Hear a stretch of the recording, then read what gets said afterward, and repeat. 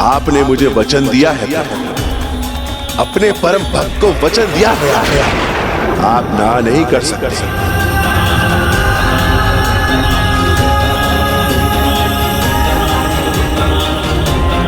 हे प्रभु, आपको प्रसन्न करने हेतु जिसने आपको अपना शीश अर्पित किया, अपनी आंतों से आपके नाम की धुन उत्पन्न, आपका परम भक्त अर्थात मुझे आप अपना दिया वचन टाल नहीं सकते।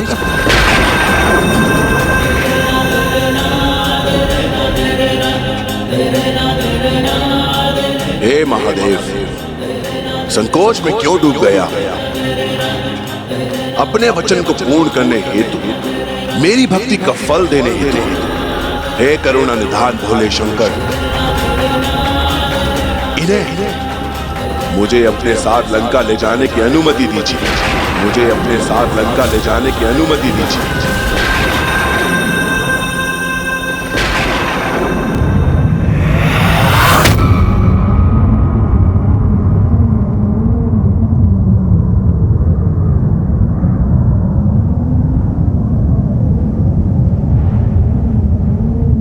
जैसी तुम्हारी इच्छा, जैसी तुम्हारी इच्छा, जैसी तुम्हारी इच्छा।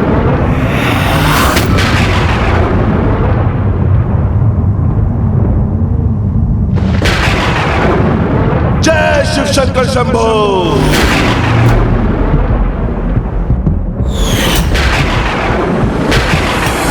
पिताश्री ने उनकी ये अनुचित प्रार्थना स्वीकार कर ली। विश्वास नहीं होता, ऐसा कैसे कर सकते थे पिताश्री? प्रभु के इस निर्णय से तो इस बार मैं भी स्तब्ध रह गई थी पुत्र, किंतु प्रभु तो जगत पिता है, भोलेनाथ है, उनकी संतानें, उनके भक्त, उनके लिए सर्वोच्च है पुत्र। किंतु वरदान स्वरूप वो आपका त्याग कैसे कर सकते हैं माँ, जो उनकी सहभागिनी है, जिनसे वो अथाह स्नेह करते हैं?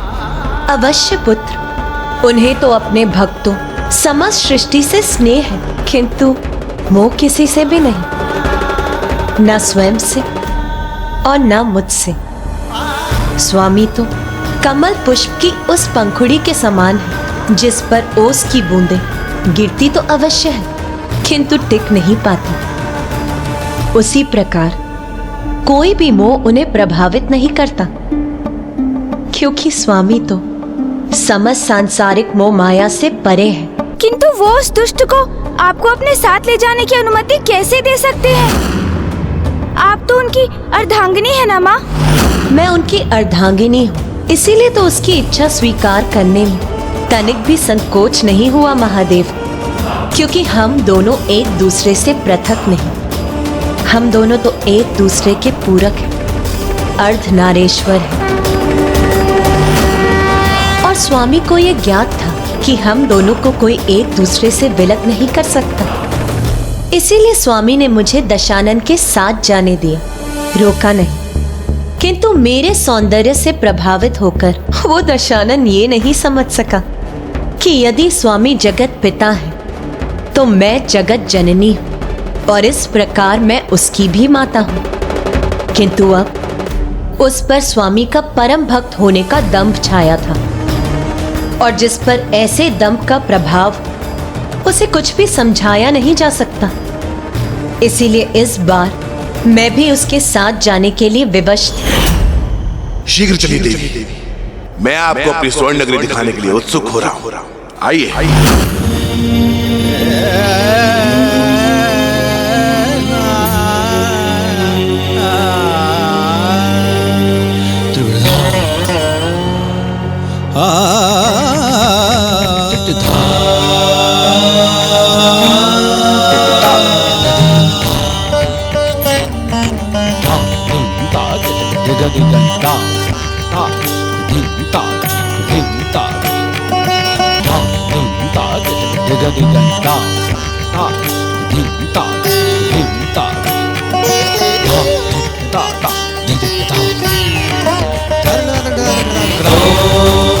नमो शिवाय नमो नमो नमो नमो नमो शिवाय नमो नमो नमो नमो।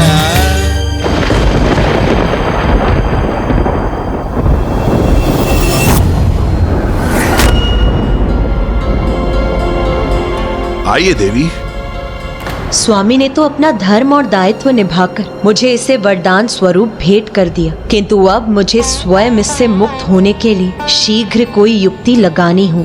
नहीं, मैं तुम्हारे पुष्पक विमान पर आरूढ़ होकर वायु मार्ग से नहीं जाना चाहती। मैं तो अपने पांव पर चलकर दक्षिण दिशा में बढ़ना चाहती हूँ, जिससे मैं लंका के मार्ग में आने वाले प्राकृतिक सौंदर्य का आनंद उठा सकूं।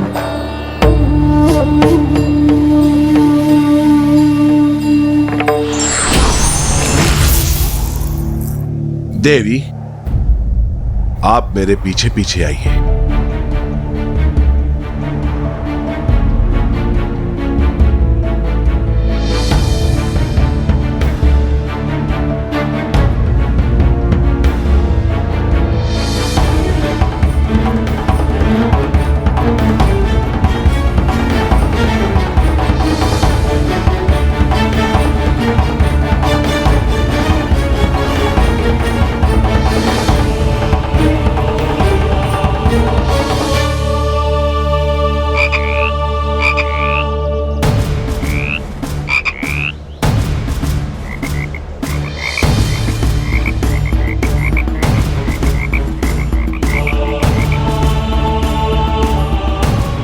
इसने जो किया वो सौंदर्य के मोह में आकर किया, तो सौंदर्य की माया का प्रयोग कर ही इससे छुटकारा पाना संभव है।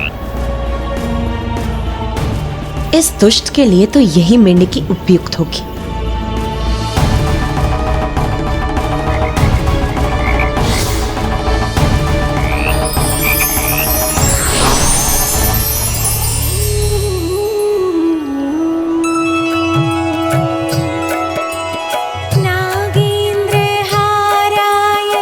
अब तो दशानन ये ज्ञात करके ही रहेगा कि कौन है वो जो इतने मधुर स्वर में मेरे प्रभु महादेव की पूजा आराधना कर रही है। अरे शीघ्र चलो, बहुत विलंब हो रहा है। अब चाहो तो अपने पुष्पक विमान को भी बुला लो, हम उस पर आरूढ़ होकर भी चल सकते हैं। अचानक ये इतने शीघ्र यहाँ से क्यों जाना चाहती है? इनकी इस इच्छा के पीछे अवश्य कोई गूढ़ रहस्य है।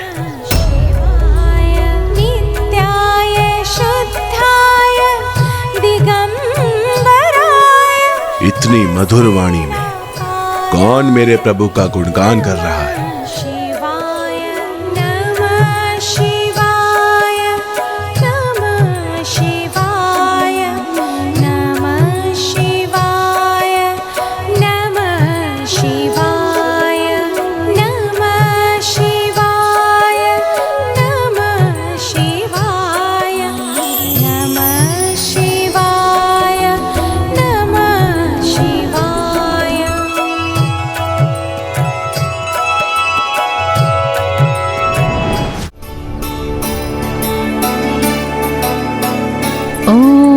नमः शिवाय। अरे मैं तो यहाँ हूँ, फिर तुम उस दिशा में क्यों आगे बढ़ रहे? अंततः ये मूर्ख मेरी युक्ति में उलझ ही गया।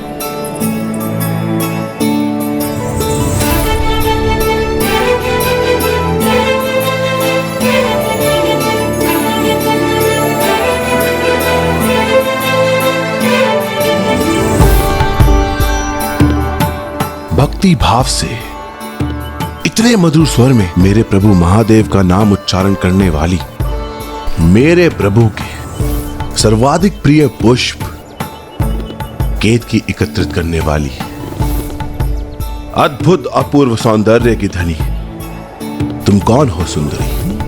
ये जो भी है पार्वती नहीं है। पार्वती तो मैं हूँ जिसे तुम अपने साथ लंका ले जाने के लिए आए हो।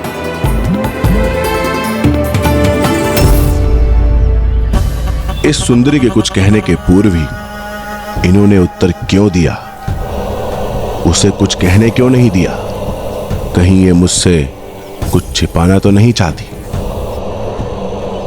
कहीं ऐसा तो नहीं कि जिन्हें मैं अपने साथ ले जा रहा हूं वो देवी पार्वती नहीं और वास्तविक देवी पार्वती तो ये सुंदरी है जो मेरे समक्ष आई है, और मैं कहीं ये समझ न जाऊं इसलिए ये मुझे यहां से दूर ले जाना चाहती है। आपके वरदान स्वरूप इन्हें चाहता हूं मैं, आपके वरदान स्वरूप इन्हें चाहता हूं मैं। जैसी तुम्हारी इच्छा। प्रभु ने भी इतनी सहजता से इन्हें मुझे अपने साथ ले जाने की अनुमति दे दी। अर्थात वास्तव में कुछ तो अनुचित हो रहा है मेरे साथ। अवश्य मुझे मूर्ख बनाया जा रहा है। सुंदरी, मेरा उत्तर दो। बताओ, कौन हो तुम? मैं मंदोदरी हूँ। असत्य कह रही हो तुम जो इस समस्त ब्रह्मांड में सर्वाधिक सौंदर्यता की स्वामिनी हो। अवश्य वास्तव में तुम ही देवी पार्वती हो, और ये देवी पार्वती नहीं। इसलिए प्रभु ने बिना कुछ कहे इतनी सहजता से इन्हें मेरे साथ भेज दिया। अपने परम भक्त के साथ छल किया महादेव ने। इसके परिणाम स्वरूप मुझसे इतनी बड़ी भूल हो जाए, उन्हें अपने साथ ले जाऊं जो देवी पार्वती ही नहीं है। मैं भी दशानन हूं, मुझे छलना इतना सरल नहीं है। हे परम सुंदरी, मैं तुम्हें प्रस्ताव देता हूं, मेरे साथ मेरी स्वर्ण नगरी लंका चलो, मुझसे विवाह करो। मेरी लंका में लंकाधिपति की रानी के पद पर आसीन। मुझे भी आपके साथ अपने भाग्य का जुड़ाव का आभास हो रहा है, इसलिए मुझे भी आपकी ही होना स्वीकार है।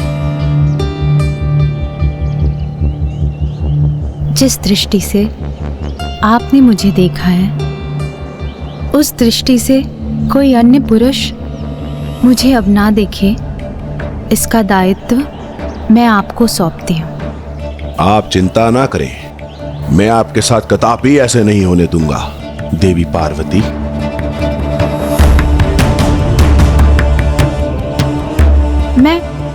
मैं पार्वती नहीं, मैं मंदोदरी हूँ।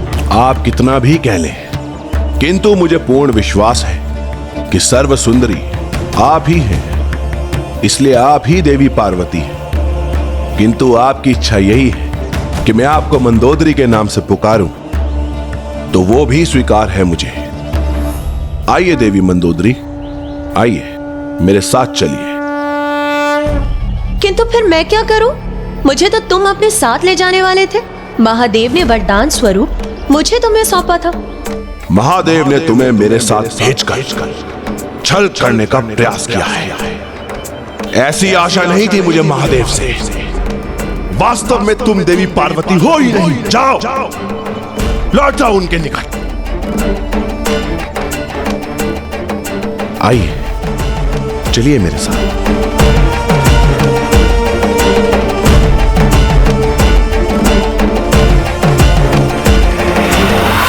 सर्वज्ञानी महातपस्वी होने के बाद भी आज इसने मुझे एक मां को अनुचित दृष्टि से देखा है। भविष्य में जाकर यही इसके सर्वनाश का कारण बनेगा। ये अपने इसी जीवन में पुनः ऐसा करेगा, और तब उसी दिवस इसके साथ इसके समस्त कुल का सर्वनाश आरंभ होगा। आपने तो अत्यंत उत्तम युक्ति का प्रयोग किया माँ।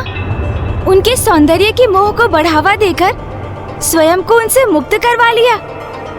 कैसे है वो दशानन? उनके व्यक्तित्व में भी विचित्र विरोधाभास है। एक ओर तो ऐसा परम ज्ञानी, इतना महान भक्त है वो, और दूसरी ओर इतना बड़ा मूर्ख भी है। ना वो अपने आराध्य द्वारा दिए गए वरदान में विश्वास रख सके, और ना ही उन जगत जननी को ही पहचान पाए जो पूरे संसार की माँ है। व्यक्ति कितना भी महाज्ञानी क्यों ना हो जाए, यदि वो विकार ग्रस्त रहता है तो उसका ज्ञान भी उसका साथ नहीं देता। फिर क्या हुआ माता? देखिए माता, मैं किन्हें अपने साथ लेकर आया हूं। मेरे शिव, मेरे प्रभु यहाँ आ ही गए।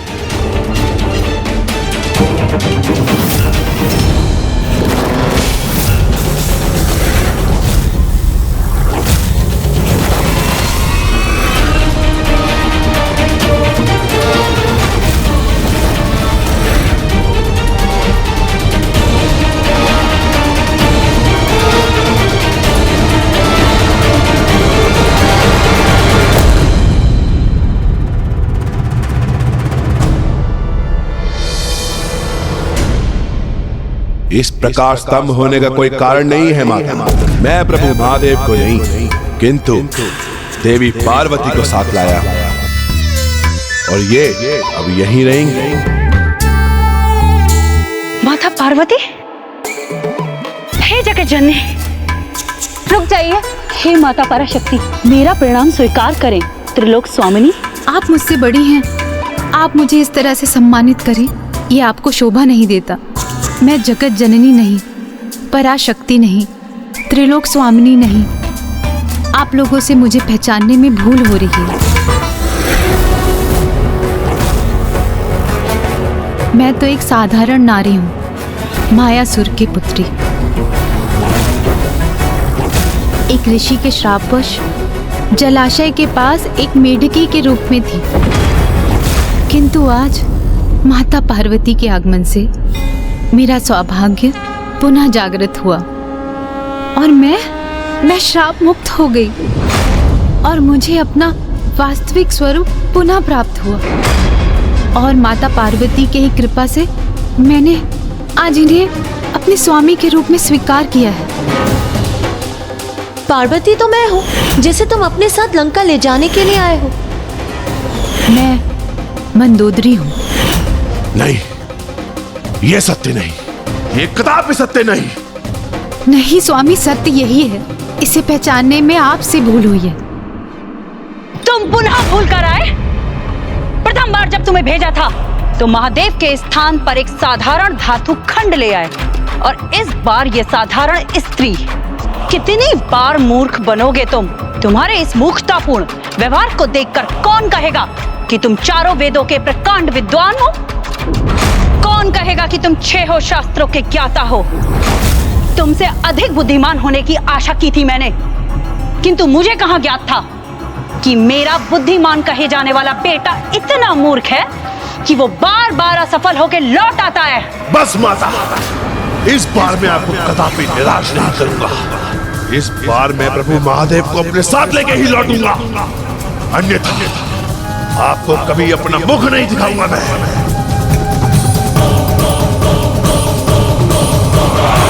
और अब वो महादेव को अपने साथ लंका ले जाने, अपनी माता को दिया गया प्रण निभाने पुनः यहाँ आया।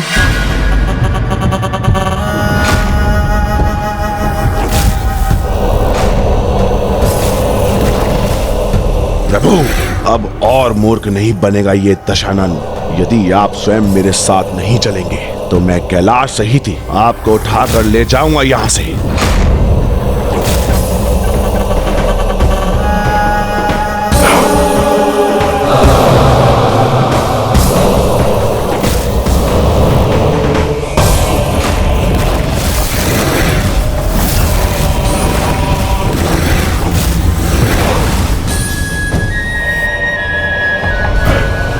जय भोले शिव शंकर।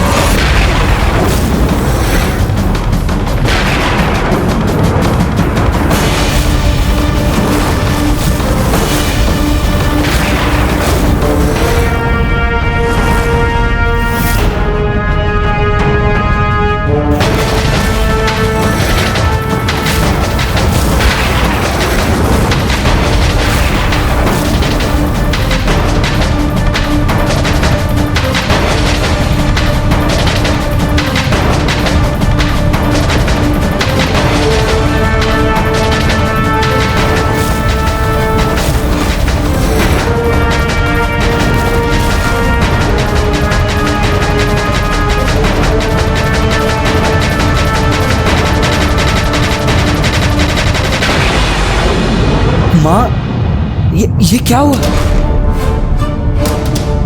माता, कुमार कार्तिकेय, गणेश जी, दशानन ने महाविशाल रूप धारण किया है और वो महादेव के साथ साथ संपूर्ण कैलाश को लंका ले जाना चाहता है।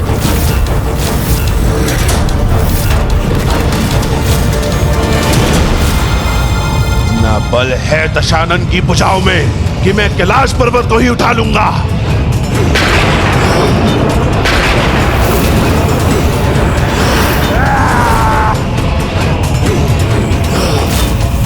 आप मुझे स्वयं दर्शन देकर मेरे साथ नहीं चलना चाहते ना प्रभु? कोई बात नहीं, आपका ये परम भक्त दशानन आपको कैलाश सहित लंका ले जाएगा।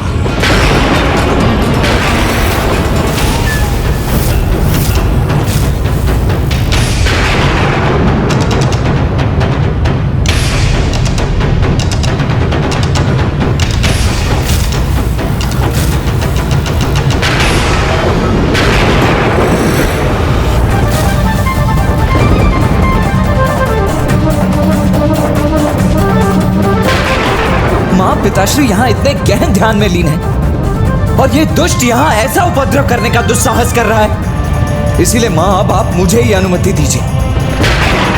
जिन हाथों से ये दुष्ट कैलाश को उसके स्थान से उठाने का प्रयास कर रहा है, मैं अभी जाकर उसके शरीर से ही उसे विलग कर देता हूँ। शांत हो जाइए भैया, उनका ये कृत्य सर्वथा अनुचित है, किंतु वो भी तो एक महान शिव भक्त है, इसलिए हमारा उन्हें कोई क्षति पहुंचाकर उन्हें रोकना भी तो उचित नहीं। इसलिए इसका तो कोई अन्य उपाय ही करना होगा हमें।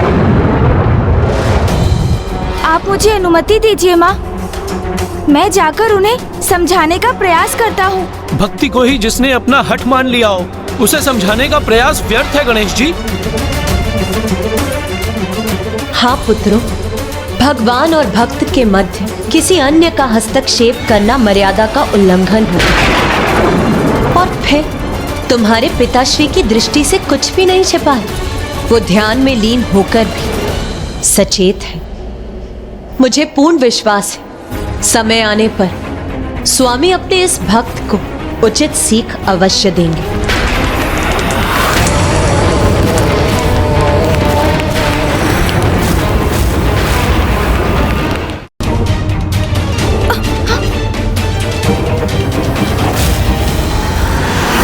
कैलाश पर्वत के समक्ष अपने विराट रूप में भी ये असुरराज दशानन कितना तुच्छ, कितना छोटा प्रतीत हो रहा है, किंतु फिर भी ये महादेव के कैलाश को अपने हाथों में उठाने का प्रयास करने का दुस्साहस कर रहा है। यदि ये दुष्ट कैलाश को अपने हाथों में उठाकर लंका ले जाने में सफल हुआ तो ये अजय बन जाएगा, जो सृष्टि के भविष्य को परिवर्तित कर उसके लिए अहितकर होगा। दुष्ट दशानन अधर्म करता रहेगा, किंतु प्रभु विष्णु जी के राम अवतार से भी सुरक्षित रहेगा और प्रभु श्री हरि नारायण अपने अवतार का प्रयोजन सिद्ध नहीं कर सकेंगे। घोर अनर्थ होगा ये।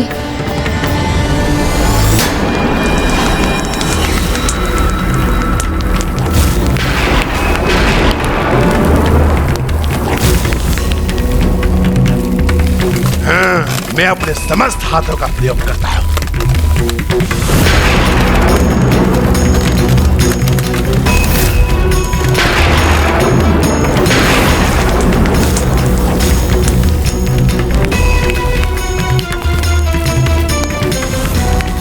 तनिक थोड़ा और बल, कैलाश को मैं उसके स्थान से थोड़ा और उठा ही लूंगा।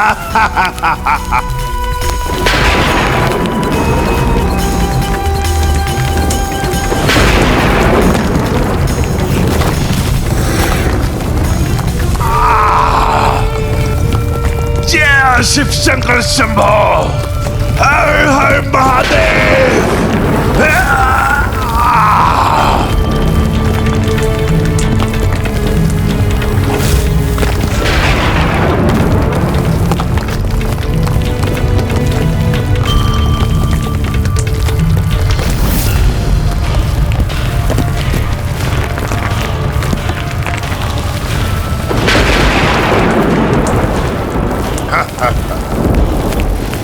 जो करने आया था वो कर ही लिया मैंने।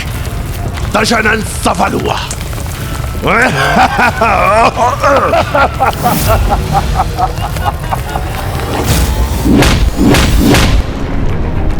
तो ये मेरा मात्र एक भ्रम था।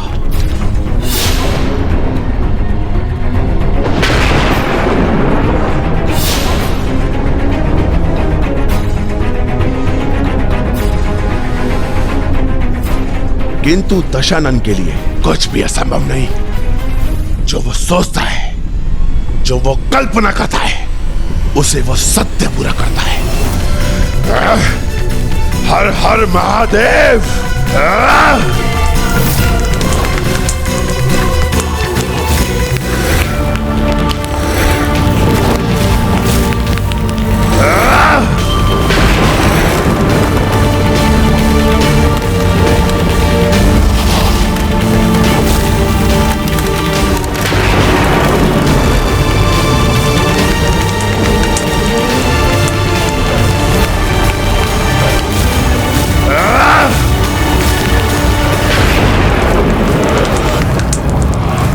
बस अब कुछ और ही बल का प्रयोग करूंगा तो कैलाश पर्वत को उठा लूंगा अपनी भुजाओं में मैं।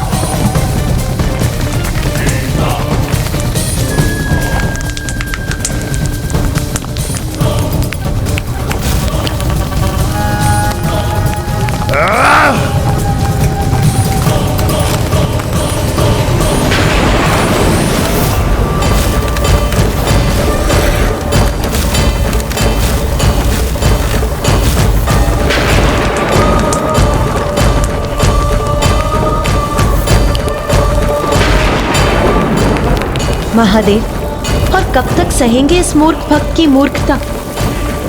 अब अवश्य वो कुछ करेंगे इसे उचित सीख देने के लिए।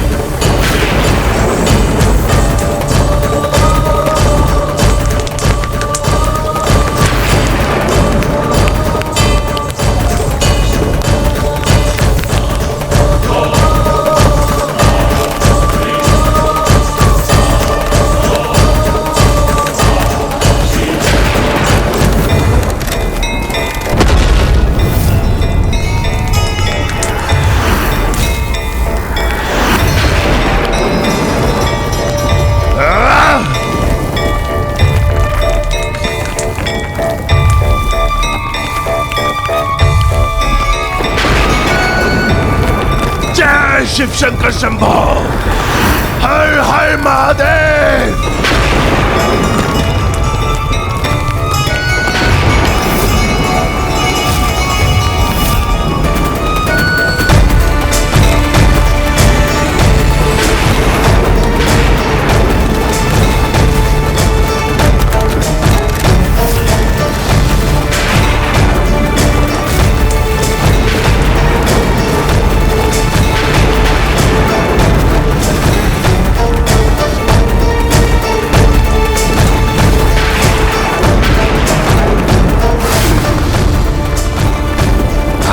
मेरे प्रभु कि मैं आपको कैलाश सहित लंका ले जाऊंगा।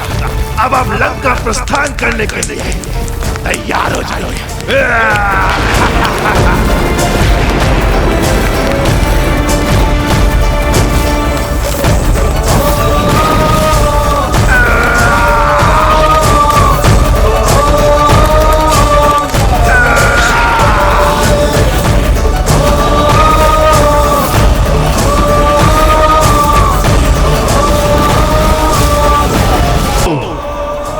शिव शंकर शंभो, हे महादेव, रक्षा कीजिए मेरे।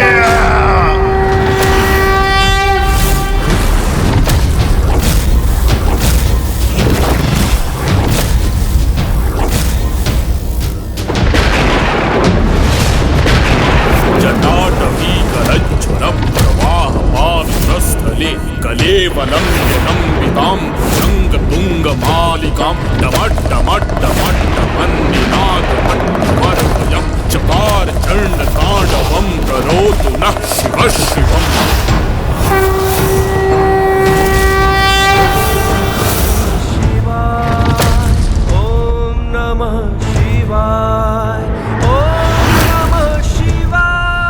अद्भुत है इसकी भक्ति। असहनीय पीड़ा में भी मर्मांतक स्तुति से अपने प्रभु का गुणगान कर रहा है।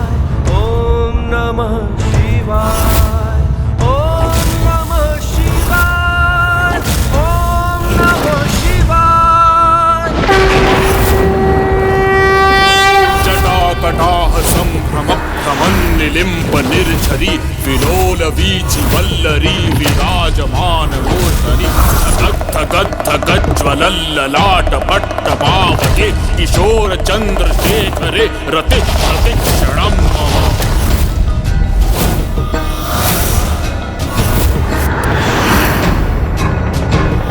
जटाकटाह संभ्रम भ्रमन्निलिम्ब निर्झरी विलोल वीचि वल्लरी विराजमान मूर्धनि पुरद्दिगंत संतति प्रमोदमान मानसे कृपाकटाक्ष धोरणि निरुद्ध दुर्धरापदि क्वचित् दिगंबरे मनो विनोदमेतु वस्तुनि।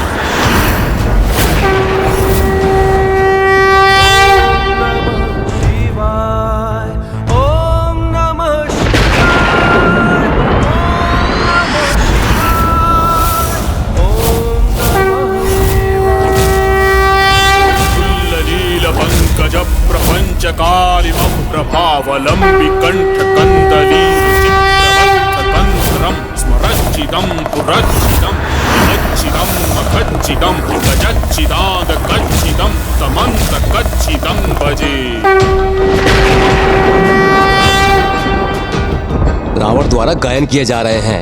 महादेव की इस स्तुति की दिव्यता ही कुछ ऐसी है कि वो किसी को भी तांडव करने पर विवश कर दें। प्रमोदमान मानसे कृपाकटाक्ष धोरणि निरुद्ध दुर्धरापदि क्वचित् दिगंबरे मनो विनोदमेतु वस्तुनि। वर्षों बीत गए किंतु इसका आर्तनाद तो रुक ही नहीं रहा।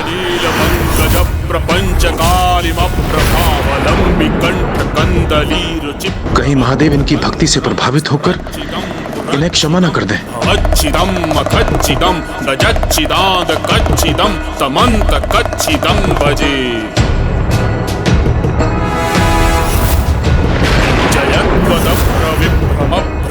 भुजंगमश्वसत् विनिर्गमत्क्रमस्फुरत् कराल भाल हव्यवाढ्यमिद्धिमिद्धिमिद् फनन्मृदंग तुंगमंगल फनिक्रम प्रवर्तित प्रचंड तांडव शिव।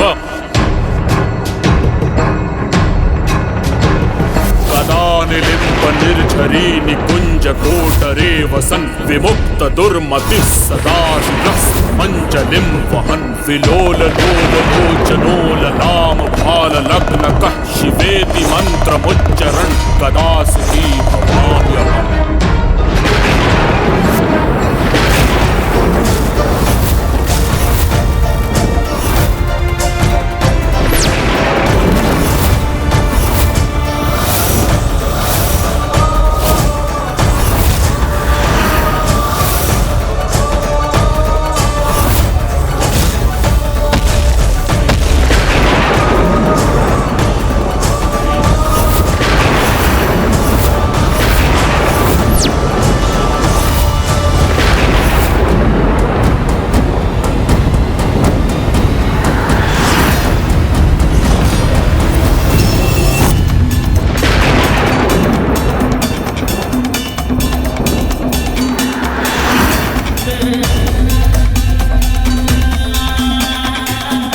इसकी भक्ति से अत्यंत प्रभावित हो रहे हैं प्रभु।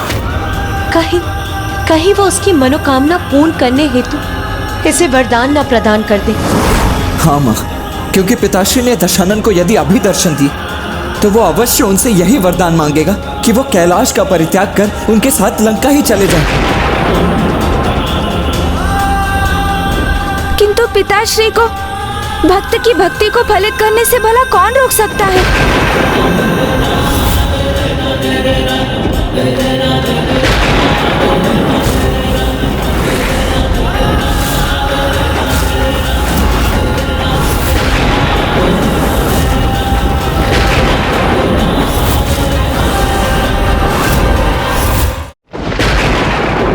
स्वामी, मैं आपकी चिंता का कारण समझता हूं प्रिय, कि कहीं दशानन मेरे दर्शन पाकर मुझे ही ना मांग ले। किंतु प्रिय, ये तो आपको भी ज्ञात है कि मैं तो अपने भक्तों का ही हूं, और यदि भक्त ने मुझे प्रसन्न करने के लिए पूर्ण प्रयास किया है तो मैं उसे प्रसन्न क्यों न करूं। मैं तो वरदान देकर उनकी इच्छा पूर्ण करता हूं। किंतु प्रभु, यदि भक्त अनुचित प्रयोजन से वरदान प्राप्त करने का प्रयास करे, क्या तब भी भगवान को उसे वरदान प्रदान करना चाहिए? भक्ति यदि भक्ति भाव और निष्ठा से भगवान को पुकारे तो ये तो भगवान का भी कर्तव्य बनता है कि उसे वरदान देकर उसकी इच्छा पूर्ण करे। जिसके उचित और अनुचित का भेद तो स्वयं भक्त को ही करना होगा।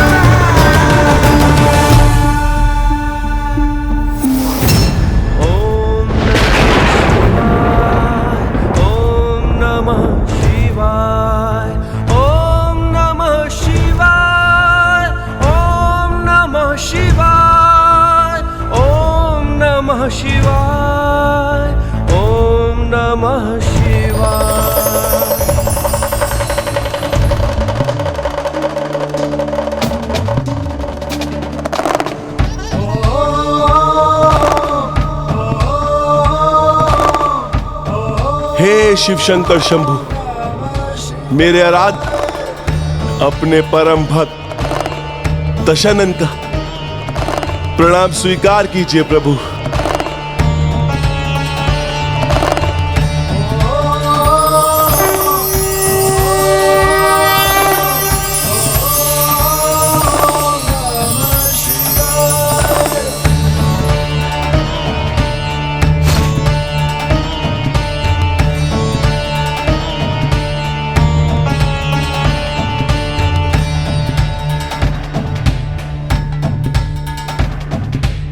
हे प्रभु, मुझे ज्ञात है मैंने जो आज किया उससे आप अत्यंत क्रोधित हैं, किंतु मेरे पास कोई और विकल्प भी कहां था प्रभु। आज आपने अपने भक्त के इस रुदन से प्रभावित होकर अपने इस भक्त को दर्शन देकर कृतार्थ कर दिया प्रभु, कृतार्थ कर दिया।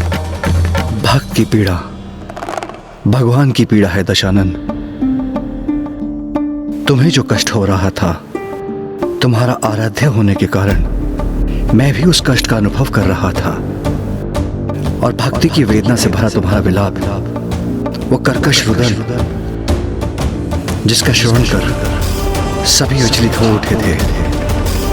और ऐसा रुदन करने वाले को रावण कहां जाना चाहिए। इसलिए आज से तुम्हारा यही नाम होगा, रावण रावण रावण रावण रावण।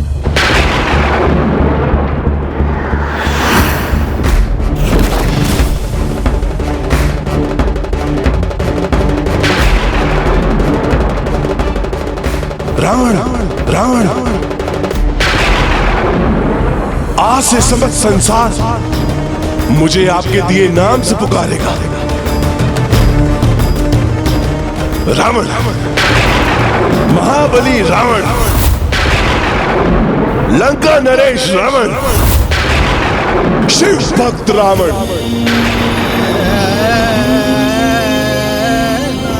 किंतु प्रभु, मेरी एक और इच्छा है। कहीं सत्य में ये दुष्ट अपनी चाल में सफल ना हो जाए। प्रभु भोले शंकर कभी अपने भक्तों में भेद नहीं करते, इसलिए कहीं वो उन्हें अपने साथ ले जाने की दशानन की इच्छा को स्वीकार न कर लें। यदि जो ये चाहता है इसे प्राप्त हो गया तो श्री हरि नारायण का नर रूप में रामावतार लेना निरर्थक हो जाएगा। रावण वत्स, तुम मुझसे जो चाहते हो मांग लो, किंतु मुझे अपने साथ लंका चलने का अनुरोध मत करना, क्योंकि मेरा स्थान तो सदैव कैलाश रहा है और सदा रहेगा। यही ध्यानस्थ रहता हूं मैं। वैसे तो समस्त संसार मेरा ही भाग है, मैं सभी में हूं और सब मुझ में है, किंतु मेरा सर्वाधिक स्थान तो कैलाश है। मैं वहीं स्थापित रहूंगा।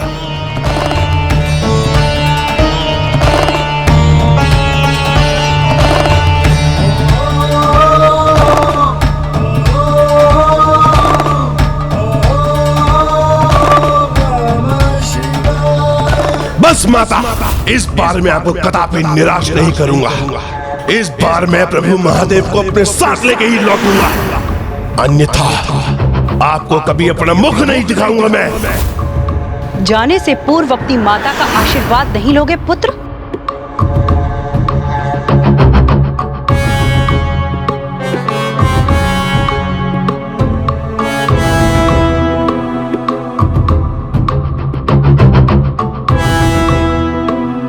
जाओ, सफलता प्राप्त करो।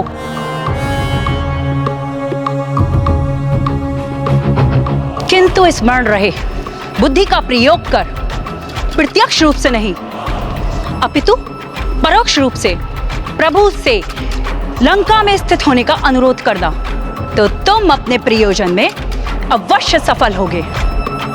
प्रभु से उनका आत्मलिंग मांग लेना पुत्र। आत्मलिंग माता? उनके आत्मलिंग के स्थापित होने का यहाँ ये अर्थ होगा कि स्वयं महादेव की आत्मा लंका में वास करे और उसके बाद लंका नगरी सदैव के लिए शिव शरणागत हो जाएगी और तुम सदा के लिए सुरक्षित। इसलिए मात्र आत्मलिंग ही मांगना पुत्र। कहो रावण, क्या चाहते हो तुम? प्रभु, मुझे अपने वरदान स्वरूप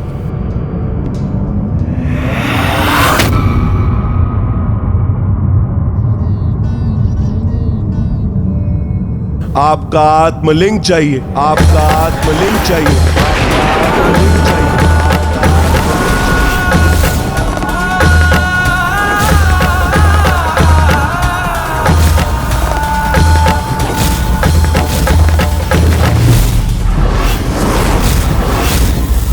आत्मलिंग का तो अर्थ हुआ पिताश्री की आत्मा, अर्थात परोक्ष रूप से उन्होंने पिताश्री को अपने साथ लंका ले जाने का ही वरदान मांग लिया माँ। हाँ पुत्र, जहाँ प्रभु का आत्मलिंग होगा वही उनका वास होगा। हे प्रभु, मुझे बस आपका आत्मलिंग चाहिए। मैं उसे अपने साथ लंका ले जाकर स्थापित करूंगा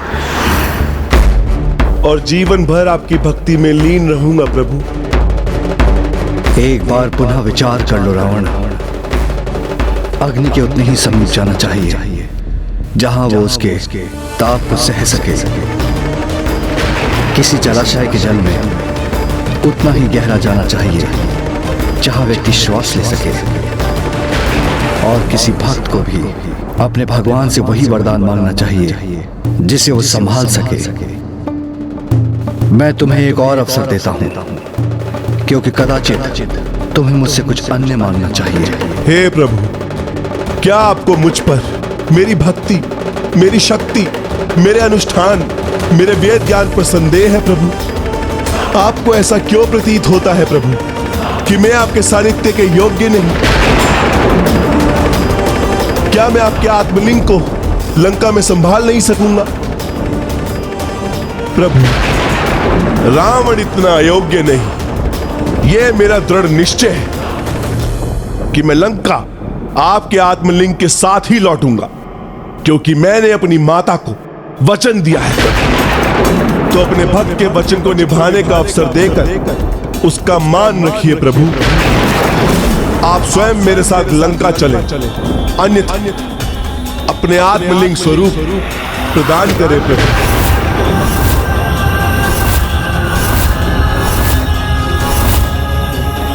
हे प्रभु, मुझे आप अपना आत्मलिंग ले जाने की अनुमति दीजिए और आशीष दीजिए कि मैं जहां पे भी आपके आत्मलिंग को स्थापित करूं, वह सदा के लिए वहीं स्थापित हो जाए। क्या तुम्हें मुझसे यही चाहिए रावण?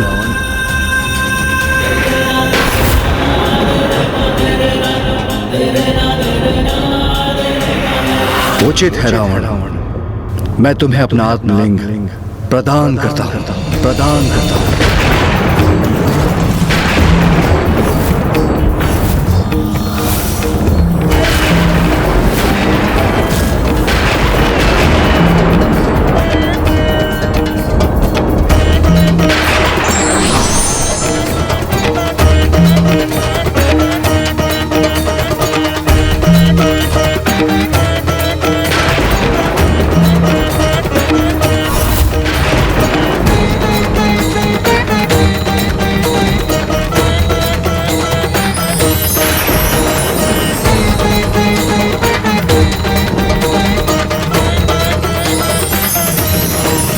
ये क्या हुआ?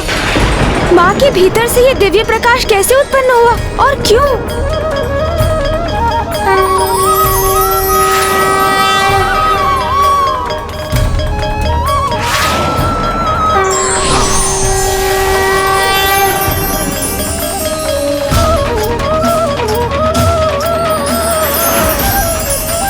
स्वामी, यदि आपकी आत्मा प्रस्थान करेगी तो मेरी आत्मा को भी आपका साथ देना, आपके साथ जाना ही होगा, क्योंकि जहां आप हैं वहीं मैं हूं स्वामी।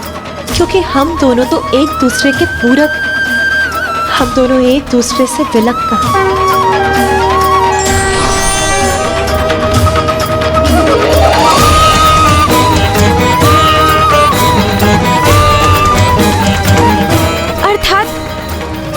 पिताश्री के आत्मलिंग की स्थापना होगी, वही माँ अपने आत्म स्वरूप में स्वयं भी रहेंगी। इसका अर्थ तो यही हुआ कि दशानन ने तो वास्तव में वरदान स्वरूप पिताश्री से वही मांग लिया जिससे सर्वोच्च तो कुछ हो ही नहीं सकता।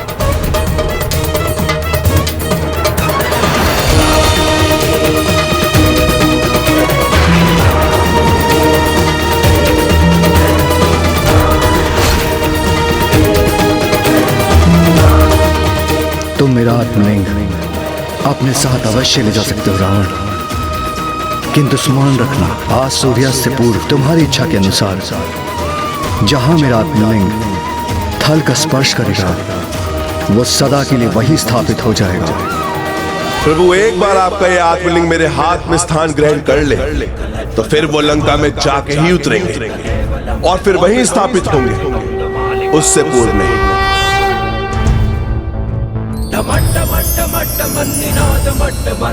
चकार चंड तांडवम तनोतु नः शिवा शिवम।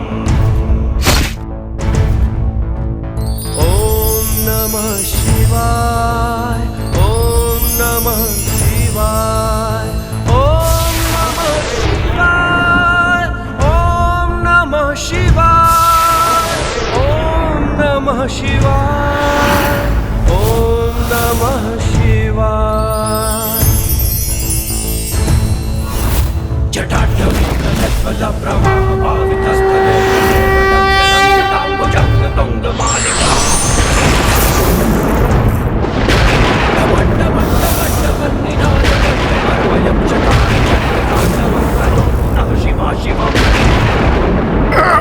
प्रभु का आत्मलिंग इतना भारी होगा ज्ञात नहीं था मुझे। इसे संभालना तो अत्यंत कठिन हो रहा है मेरे लिए। प्रभु का आत्मलिंग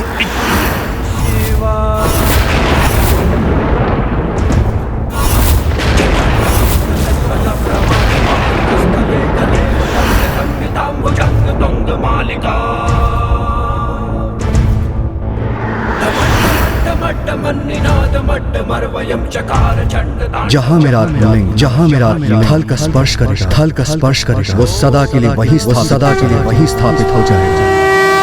नमः शिवाय, ओम नमः शिवाय, ओम नमः शिवाय। इस असुर रावण के साथ यही होना चाहिए। अब पिताश्री प्रभु महादेव के आत्मलिंग यही कैलाश में ही उतरकर सदा के लिए यहीं स्थापित हो जाएंगे। ओम नमः शिवाय, ओम नमः शिवाय, ओम नमः शिवाय, ओम नमः शिवाय, ओम नमः शिवाय, ओम नमः शिवाय, ओम नमः शिवाय, ओम नमः शिवाय, ओम नमः शिवाय, ओम नमः शिवाय, ओम नमः शिवाय। जटाटवी कलशब्रह्मावितस्थले कलेवलम्ब्य लम्बिताम्बुजंग तुंग मालिका। प्रभु के आत्मलिंग का भूमि समर्पण तो लंका पहुंचने पर ही होगा। सावधान रहना दशानन, जो मैंने कहा उसे स्मरण रखना। ओम नमः शिवाय, ओम नमः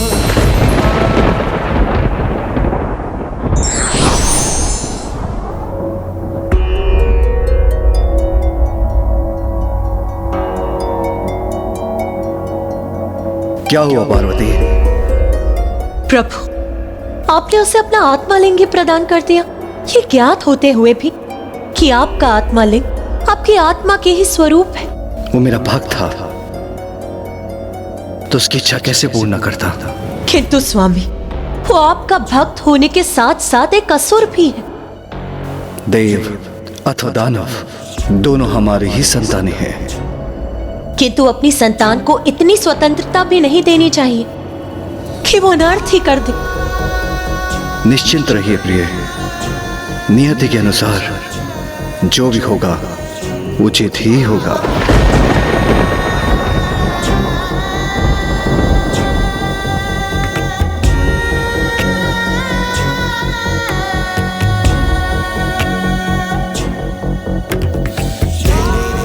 कैसे निश्चिंत हो जाऊं? स्वामी तो भोलेनाथ है। एक अहंकारी असुर को अपना आत्मलिंग प्रदान करके कैसे शांति से ध्यान में लीन है। यदि वो प्रभु के आत्मलिंग को लंका ले जाने में सफल हो गया तो महादेव और माता को सदा के लिए लंका में ही वास करना होगा। किंतु स्वामी इसकी चिंता क्यों नहीं कर रहे कि प्रभु का आत्मलिंग लंका में स्थापित होते ही वहां के असुरों को स्वामी की छत्र छाया प्राप्त हो जाएगी। फिर उनका विनाश करने हेतु भ्राता श्री हरि नारायण राम अवतार लेकर भी उनका विनाश करने में असमर्थ होंगे।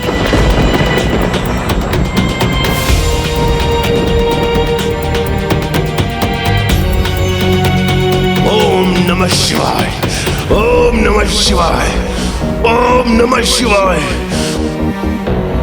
ओम नमः शिवाय, ओम नमः शिवाय, ओम नमः शिवाय, ओम नमः शिवाय, ओम नमः शिवाय, ओम नमः शिवाय। नहीं नहीं, मैं ऐसा कदापि नहीं होने दूंगी। उस दुष्ट को जाकर स्वयं रोकूंगी मैं, जिसने मेरे स्वामी, मेरे प्रभु जगत पिता महादेव के साथ छल किया। अनुचित प्रयोजन से भक्ति कर प्रभु के आत्मालिंग ले जाने वाले को स्वयं रोकूंगी मैं।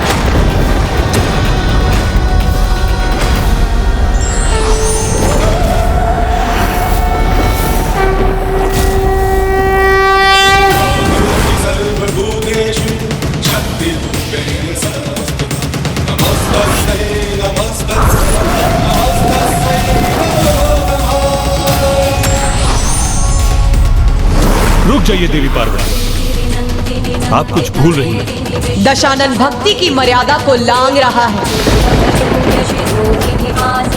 वो ये भूल गया है कि मैं उसका एक ही पल में सर्वनाश कर दूंगी।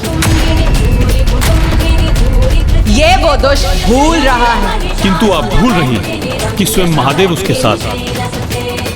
उसे महादेव के आत्मलिंग का सानिध्य प्राप्त है। ओम नमः शिवाय, ओम नमः शिवाय। तब मैं उस पर कैसे प्रहार कर सकती हूँ?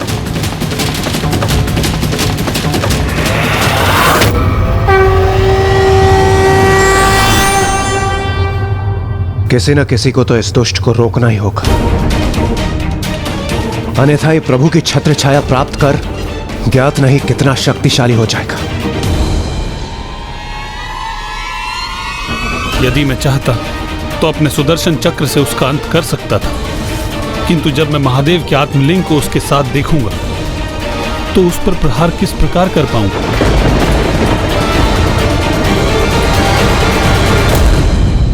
यदि उस असुर को रोकने का कार्य है दुर्गम कार्यों को सुगम बना देने वाली देवी दुर्गा नहीं कर सकती, जगत के पालनहार श्री विष्णु भी नहीं कर सकते, तो भला कौन कर सकता है?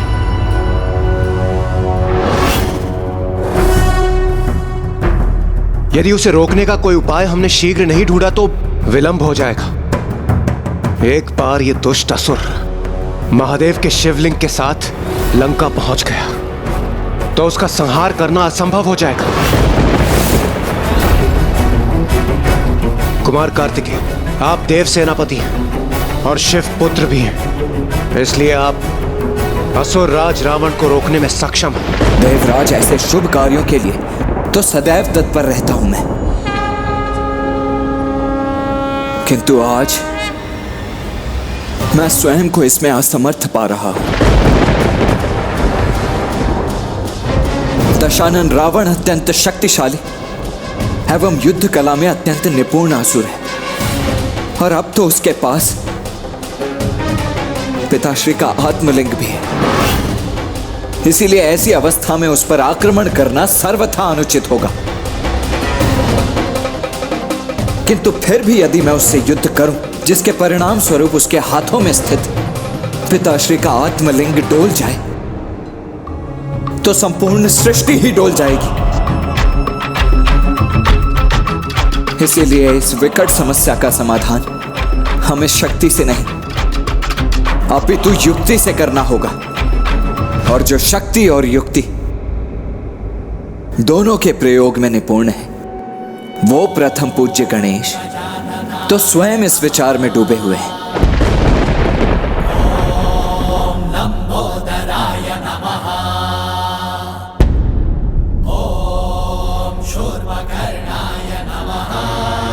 ओम नमः शिवाय, ओम नमः शिवाय, ओम नमः शिवाय।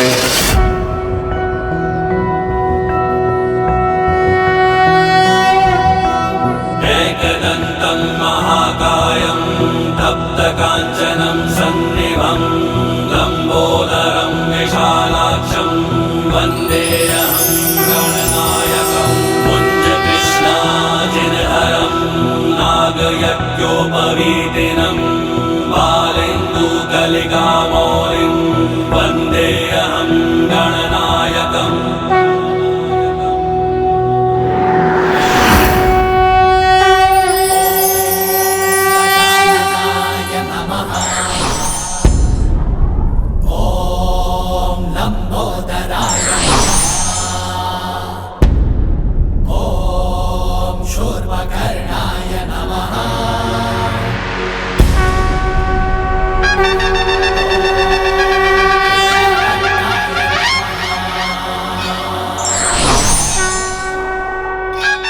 आपको चिंता करने की कोई आवश्यकता नहीं।